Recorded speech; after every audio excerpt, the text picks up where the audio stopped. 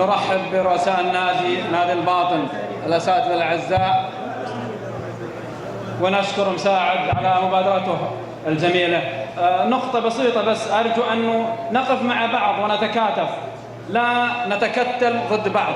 يجب أن نحيي الإدارة الحالية التي نقلت نادي الباطن من الظل إلى الأضواء. يجب أن لا نهضم حق الإدارة الحالية وأن نتكتل للنيل من الإدارة لأسباب لا أفهم معناها. الحواري وكل أهل حفر الباطن وشباب حفر الباطن يجب أن يتكتلون ويحضرون لأجل أن ينهضون بنادي الباطن. نحيي الأستاذ ناصر الهويدي والإدارة اللي معه، اللجنة الإعلامية والمركز الإعلامي وجميع الداعمين. يجب أن تكون اليد موحدة، لا يجب أن ننال من أحد في أسباب أشياء خارجة عن إدارة النادي. شكرا للإدارة الحالية التي قدمت نادي الباطن وانقلته من الثانية إلى الأولى. شكرا جزيلا.